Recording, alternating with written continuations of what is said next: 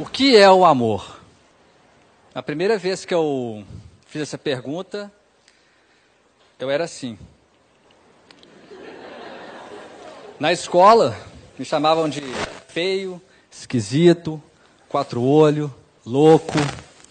Louco porque eu pedi para Júlia falar com a Ana Carolina, que era a menina mais bonita da escola, que eu, o menino mais esquisito, gostava dela. Fiquei atrás da porta para escutar, né? Vai que, né? A Júlia falou com a Aninha. Aninha, o Ike gosta de você. E aí a Aninha respondeu. Pô, o Ike é feio, né? Aí, naquele dia, eu aprendi que você nunca deve escutar a conversa dos outros. Fui embora, cheguei em casa, minha mãe estava na sala, sentada no sofá, e aí eu deitei no colo dela e comecei a chorar. E aí minha mãe olhou assustada e perguntou, meu filho, por que você está chorando? E aí eu olhei para minha mãe e perguntei, mãe, será que algum dia alguma garota vai gostar de mim? E aí minha mãe começou a chorar. Foi o efeito reverso. Passou um tempo, meu pai chegou, viu aquela cena, duas caras inchadas, e aí ele perguntou, por que vocês estão chorando? E aí eu olhei para ele, falei, sei lá. E aí ele fez uma cara e falou, ok, minha família é louca. E aí a gente começou a rir, e minha mãe me abraçou e falou, confiança. Meus pais tinham essa mania de responder tudo de forma enigmática. Sempre soltava um enigma e se vira. Claro que com aquela idade eu não fazia ideia do que era essa palavra. Eu fui começar a entender isso quando eu completei 15 anos e me apaixonei pela minha vizinha Duda. Um dia, teve uma festa dançante e as meninas ficavam sentadas, esperando os meninos chamarem para dançar. Naquele dia, eu aprendi que nunca deve se misturar bebida. Eu misturei coca com suquita, fiquei doido e comecei a andar em direção à Duda. E aí meus amigos do meu lado começaram, que isso, filho, você está indo? Volta aqui, você está doido? E eu fui. Quando eu parei na frente dela, os homens que estão aqui vão me entender. Quando um cara gosta muito de uma menina, ele treme todo. Eu estava igual aqueles bonecão do posto, sabe? Aqueles bonecão inflável, eu estava assim. E aí, estava naquela fase adolescente que minha voz... Umas vezes saía grave, outra aguda. Parecia sempre que eu estava com uma bola de algodão na garganta. E eu falei com a Duda. Quer dançar? Saiu algo parecido com isso. E eu já estava projetando a minha fuga para viver na rua, mendigo, solitário. E ela respondeu sim. E aí eu falei, como é que é? Aí ela repetiu, sim. E eu não sabia o que fazer, porque eu nunca tinha chegado até ali, aquela parte era nova para mim. Eu já tinha recebido tanto não na vida, que eu nem sabia que uma menina sabia falar sim. E aí ela levantou, me abraçou, e começou a tocar November Rain do Guns.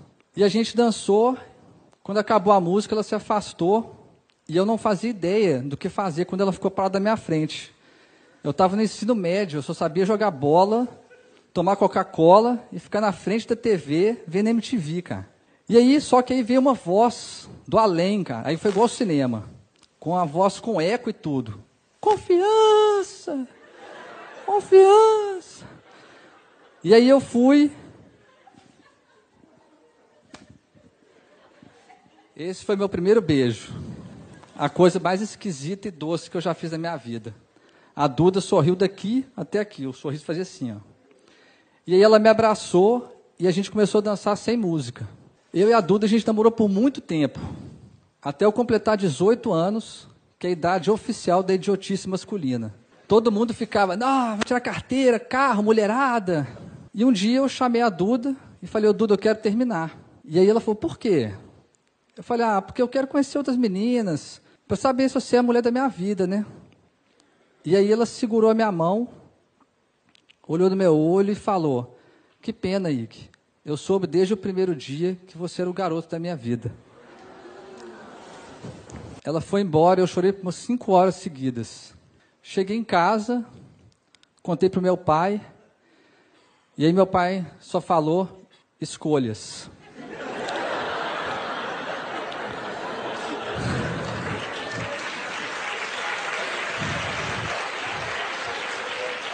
Eu passei muito tempo sem entender aquilo, obviamente. E muito tempo sem encontrar ninguém, até eu encontrar um novo amor.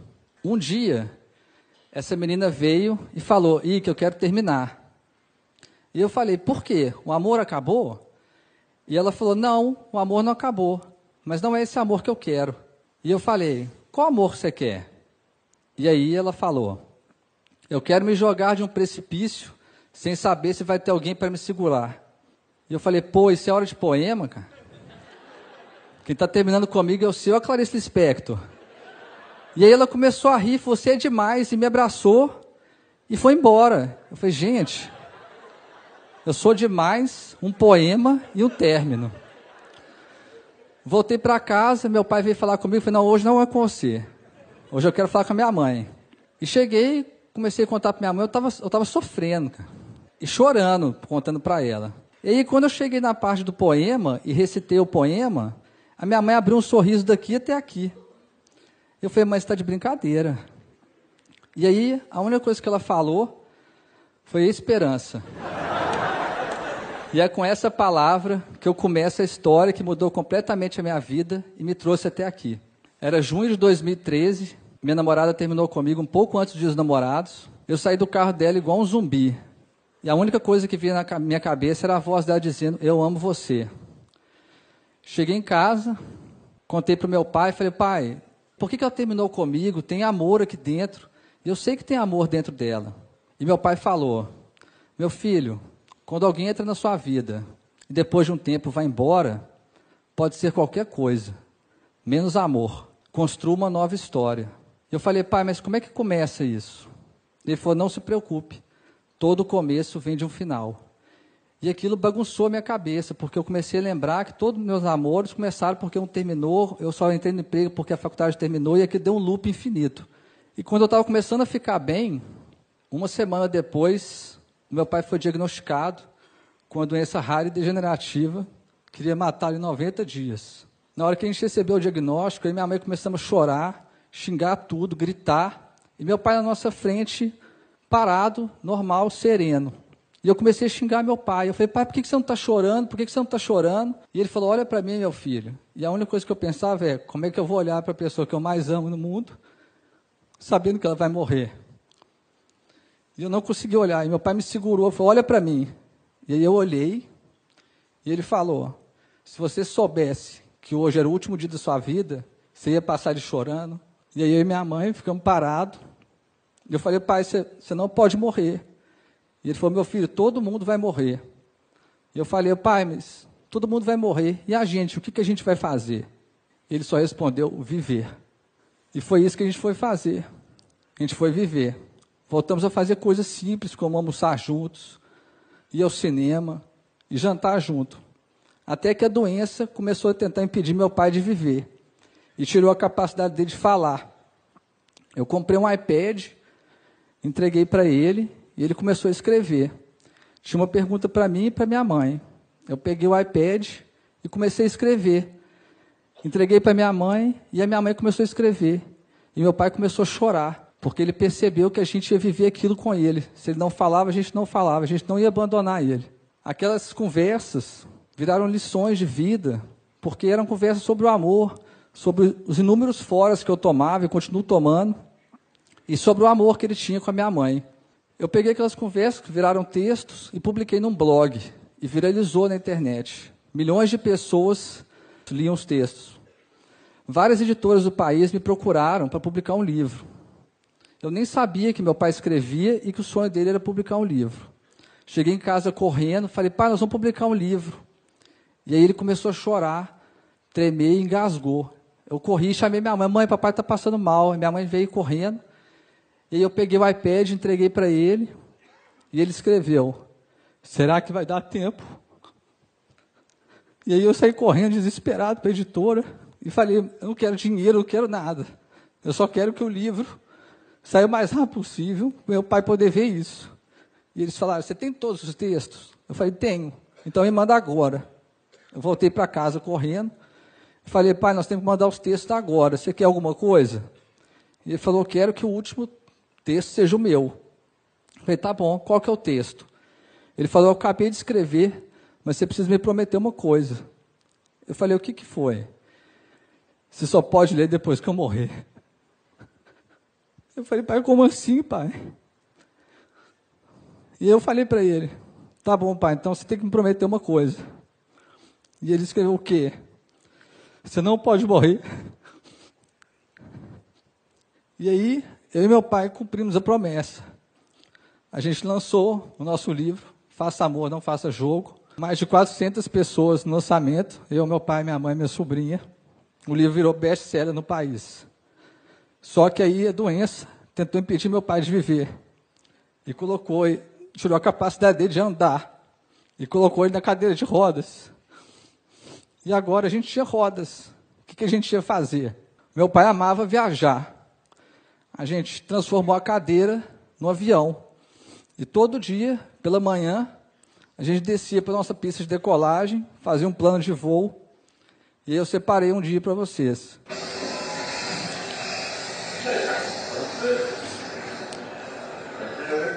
Eu não lembro se esse dia a gente estava para Nova Zelândia, foram muitas viagens. E sempre que a gente terminava, pousava, eu pegava o iPad, entrava no país que a gente estava e a gente ficava vendo as imagens. Estudava a cultura do país e tudo. Meu pai, há mais de 30 anos, ia toda sexta-feira com 2 irmãos na mesma pizzaria. Ele continuou indo de cadeira de rodas. Só que a doença tentou impedir meu pai de viver e tirou a capacidade dele de comer. E aí os irmãos deles, meus tios, começaram a ir lá em casa toda sexta-feira e falaram que a pizzaria não tinha graça sem meu pai. E aí eles ficavam rindo, dando risada, e meu pai começou a chorar quando eles fizeram isso, porque ele viu que os irmãos dele não iam abandonar ele, e não abandonaram. Foram lá em casa toda sexta-feira até o último dia de vida do meu pai. Meu pai, ele formou em Ouro Preto, Minas Gerais, e ele tinha 3 amigos. Quando eles formaram, eles combinaram que de 5 em 5 anos eles iam se ver. Naquele ano, meu pai estava muito debilitado e não conseguiu ir. Os 3 amigos dele, cada formando, tem uma foto pregada na República. Os 3 amigos pegaram as fotos dos 4, pegaram a estrada, chegaram lá em casa de surpresa, pregaram as fotos no quarto do meu pai e falaram, a nossa República é a sua casa. E meu pai começou a chorar, e todo mundo começou a chorar, porque ele viu que os amigos dele não iam abandonar. E não abandonaram, trocaram 5 em 5 anos para 1 em 1 mês eles iam lá e faziam a nova festa da República. No dia 2 de julho de 2015, os meus pais completavam 46 anos de casado. Todo aniversário de casamento, os meus pais faziam isso aqui, ó. Eles dançavam. Naquele ano, meu pai não conseguia ficar em pé. E aí a minha mãe falou, busca cadeira de rodas. Eu falei, por quê, mãe? O que você vai fazer? E ela respondeu, eu vou fazer o que seu pai faria por mim. Eu busquei a cadeira de rodas e quando eu voltei para o quarto, a minha mãe estava abraçada com meu pai na cama. Eu cheguei perto para ajudar e ela falou, não precisa. E ela começou a tirar meu pai da cama, fazendo maior força, e meu pai não tinha força, não sei de onde que ele tirou, foi a última força que eu vi ele fazendo na vida, e a minha mãe conseguiu colocar ele na cadeira de rodas. Ela colocou uma música e ajoelhou ao lado dele e começou a fazer a cadeira girar. E os dois começaram a dançar. Meu pai chorava e ria ao mesmo tempo. E foi a cena mais bonita que eu já vi na minha vida inteira. Quando acabou a dança, eu entreguei o iPad para o meu pai e ele escreveu, eu tenho um último sonho. E eu perguntei, qual que é, pai?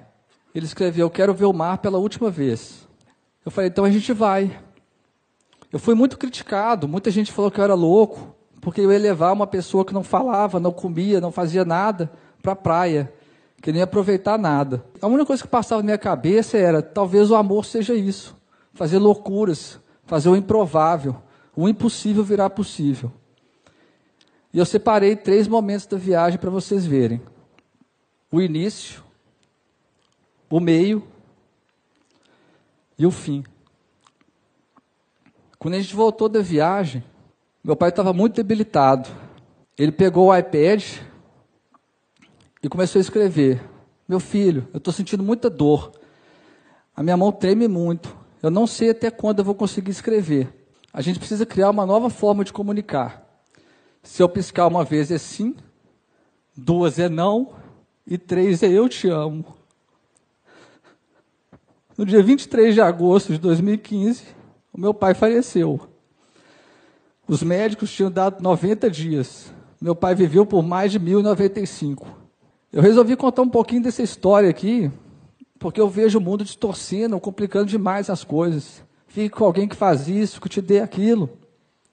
E todas essas regras e exigências são criadas pela cabeça. O amor é criado aqui dentro, no coração. O resto todo é ilusão.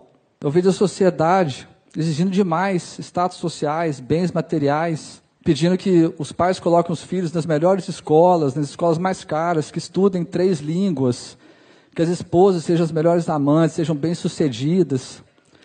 E eu queria dizer para todos vocês que tudo isso não significa nada. A única coisa que o bem mais valioso que vocês têm, podem dar para alguém que você ama, é o seu tempo. Aquele tempo que a pessoa deita no seu colo e você fala, vai ficar tudo bem. A pessoa que você ama só precisa que você passe pela confiança, que esteja ao lado dela nas suas escolhas e que principalmente dê a ela esperança. Esse é o meu primeiro pedido. Dê o seu tempo para a pessoa que você ama. Muita gente acha que é fácil eu pedir isso porque acha que a minha relação com meu pai é perfeita. E não existe nada perfeito no mundo. Eu e meu pai eram cheios de defeitos, nós seres humanos somos cheios de defeitos. Quantas vezes meu pai entrou no meu quarto e eu falei, pai, me deixa em paz, estou tocando guitarra. Pai, me deixa em paz, estou jogando videogame.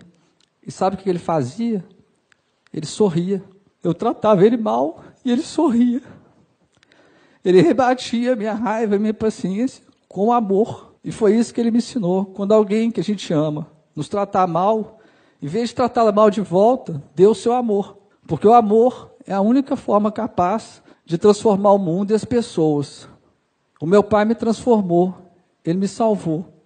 Ele nunca desistiu de mim. E esse é o meu último pedido. Nunca desista da pessoa que você ama. E agora, vocês devem estar querendo saber o que é o amor. Acreditar. Esse é meu enigma. A forma mais bonita que eu aprendi para deixar um pouco do meu amor dentro de todos vocês que estão aqui. Fique com Deus. Obrigado.